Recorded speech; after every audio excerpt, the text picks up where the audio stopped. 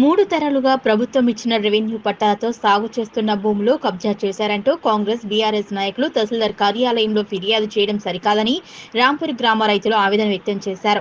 సుమారు 50 సంవత్సరాల క్రితమే ప్రభుత్వం తమకు ఈ భూములను అసైన్ చేసిందన్నారు. ఈ భూములలో పంటలు సాగు చేస్తున్నామన్నారు. నీటి నిల్వ కోసం ఎవరి పొలంలో వాళ్ళు చిన్న చిన్న కట్టలు పూసుకుంటే వాటిని కుంటలుగా పేర్కొనడం ఎంతవరకు సమంజసమని ప్రశ్నించారు. కుంటలు కబ్జాకు గురైన అంటూ తప్పుడు ప్రచారం చేయడం సరికాదన్నారు. 3 తరాలుగా రాంపూర్ శివార్లలోని గుట్టలను ఆనుకుని ఉన్న పంట పొలాల్లో సాగు చేస్తున్నట్లు రైతులు తెలిపారు. వర్షాకాలంలో గుట్ట నుంచి జాలువారే నీటిని నిల్వ చేయడం కోసం తమ పొలాల్లో చిన్న చిన్న పనికిరాని ఆహార పథకంలో వేసుకున్నామన్నారు. వాటికి కుంటలుగా పేర్కొనడం సరికాదన్నారు. వెంటనే సంబంధిత వారిపై చర్యలు తీసుకోవాలని రాంపూర్ గ్రామ రైతులు డిమాండ్ చేశారు. రాజకీయంగా తనని ఎదుర్కొనే సత్తా లేక కాంగ్రెస్, బీఆర్ఎస్ నాయకులు ఒకటిగా మారి లేనిపోని ఫిర్యాదు చేయడం సరికాదని రాంపూర్ మాజీ సర్పంచ్ సామల యాదగిరి అన్నారు. అధికారులు తమ వద్ద ఉన్న డాక్యుమెంట్లను పరిశీలించాలని క్షేత్రస్థాయిలో విచారణ జరిపితే నిజానిజాలు తెలుస్తాయన్నారు. ఇలాంటి తప్పుడు ఆరోపణలు చేసే వారిపై చట్ట ప్రకారం శిక్షించాలని కోరారు. ఈ కార్యక్రమంలో గ్రామానికి చెందిన రైతులు పాల్గొన్నారు. వీళ్ళంతా కంప్లైంట్ చేస్తున్న విషయం ఏంటంటే, రాజకీయంగా నన్ను ఎదుర్కోలేక, నేను ఊరుకు చేసే మంచి కార్యక్రమాలను తట్టుకోలేక, మంచి పనులు చేస్తున్నాను, నన్ను ముందు నేనే పైకి వస్తాననే భావనతోని వీళ్ళందరూ చేస్తున్న కుట్రలు ఇవి.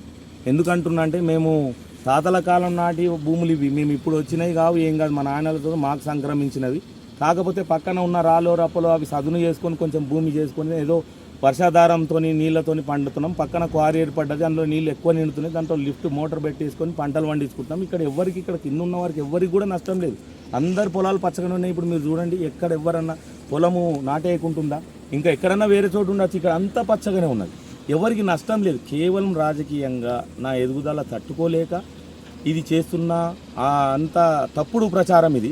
నిజానికి ఇక్కడ రెవెన్యూ రికార్డులో కానీ ఇరిగేషన్ రికార్డులో కానీ ఎలాంటి కుంటలు ఉన్నట్టు లేదు. ఇది కుంట కాదు, ఒర్రేను కొట్టుకపోకుండా కట్టలు మనం స్ట్రాంగ్ చేసుకున్న ఇవి.